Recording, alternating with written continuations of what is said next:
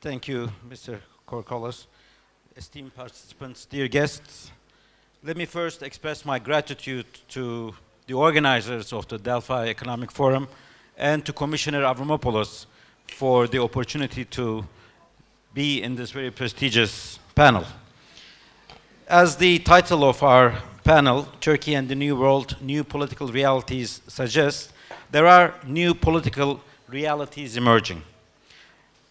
Yes, there are also facts that are unchanged. These two factors, new realities and unchanged facts, are shaping the environment surrounding Turkey. As such, they are key to understand contemporary foreign policy and Turkey's place in the world. Let me start with facts. Turkey is a member of G20, so a globally scaled economy. Turkey is a founding member of most of the European institutions. Turkey is also a candidate country for EU membership, which is a strategic objective for my country. No other country has shown as much determination as Turkey to join the EU. I think we deserve at least a page in the Book of Guinness records for our commitment to this strategic goal. As the former chief negotiator, I sincerely believe that it would be only through the accession process that we can further deepen the multi-dimensional relations between Turkey and the EU.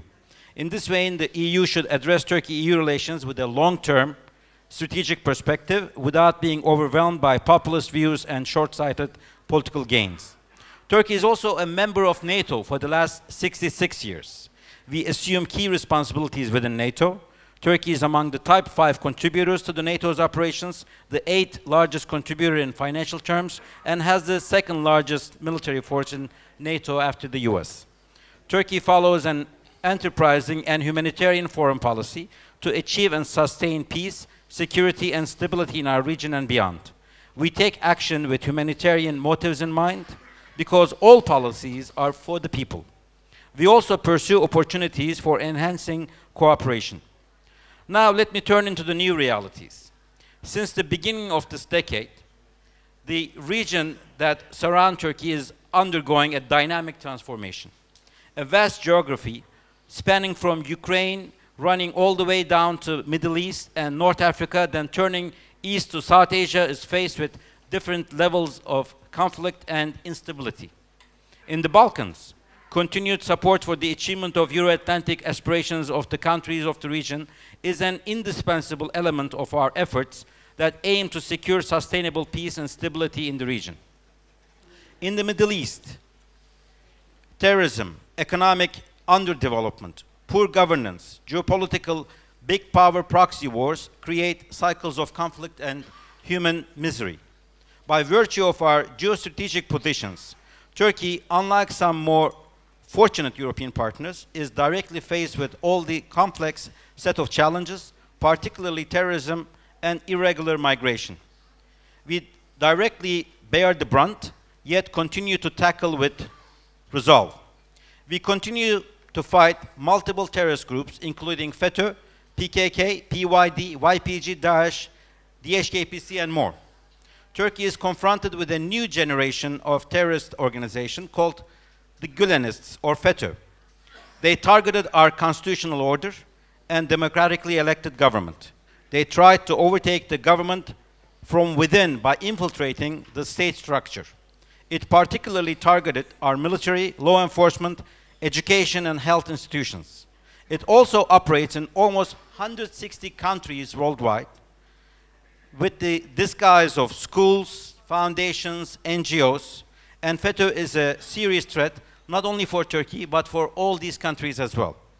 We are grateful to our partners, including Greece, that immediately reacted to the July 2016 coup attempt and condemned it.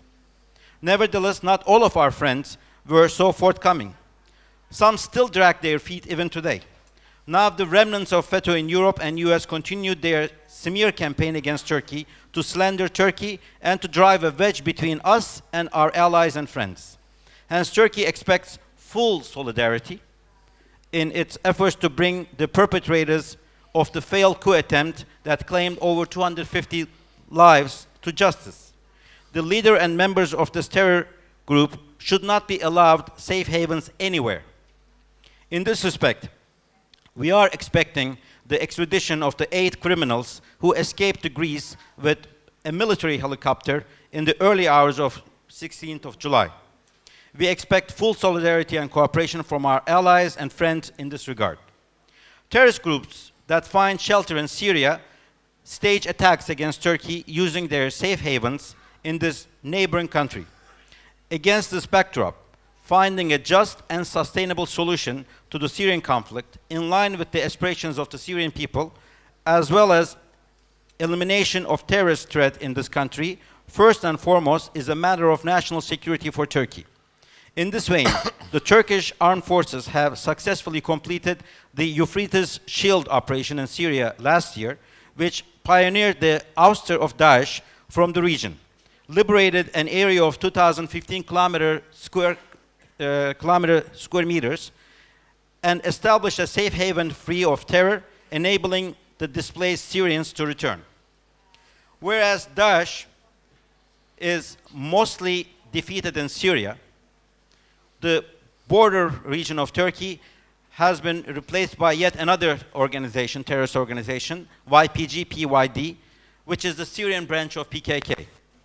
And they're threatening Turkey. We are constantly getting attacks, especially from the Afrin region. More than 700 harassment fires and attacks so far, causing civilian casualties. Therefore, the ongoing Operation Olive Branch aims to ensure our border security, neutralize the terrorist threat emanating from Afrin, and thus save the brotherly Syrians from the oppression and cruelty by these terrorists by preventing terrorist safe havens and fait accompli that are against the will of the Syrian people. Another dimension of the ongoing instability in our periphery is the resulting irregular migration, which also burdens Greece. Nearly 3.5 million Syrians are now in Turkey, and another 500,000 to 1 million from other countries. And Turkey continues to be the biggest host country according to UN Refugee Agency figures. Turkey has spent almost 30 billion US dollars, and we have not been compensated as much as we would like to be. Turkey's efforts to provide decent conditions for Syrians, coupled with heightened measures to stem the irregular migration, as well as the successful implementation of the 18 March agreement between EU and Turkey, also help alleviate the burden on Greece. Let me also briefly touch upon Turkish-Greek relations, which I think the audience would like to hear. We can spend hours discussing who baklava belongs to. Is it Turkish coffee or is it Greek coffee? Or less important issues, less popular issues about continental shelf. But one thing is for sure, Turkey and Greece are like two brother children who always joke with each other, sometimes argue with each other, but when the threat comes, they stick together. And we have seen this in the earthquake diplomacy, and every time we needed each other, and we have tried to be there for each other. With that spirit, I think we have to continue the dialogue. President Erdogan's visit to Greece was a very important step towards that, and mechanisms like the high-level Cooperation Council meeting process serves to that purpose a lot. And I think it's time to have the 5th high-level cooperation as soon as possible. We have to be realistic. If Turkey could join the EU tomorrow, all of the problems between Turkey and Greece would diminish, would actually disappear. But we know that it's not going to be that easy or that fast. However, through dialogue and through cooperation, we can solve most of the problems. In the challenging times, while broader region is undergoing a huge transformation and is mirrored with significant challenges, I sincerely believe that the only through bilateral dialogue and cooperation, Turkey and Greece can play constructive roles, exploiting their respective capabilities fully. Thank you for listening to me. Thank you.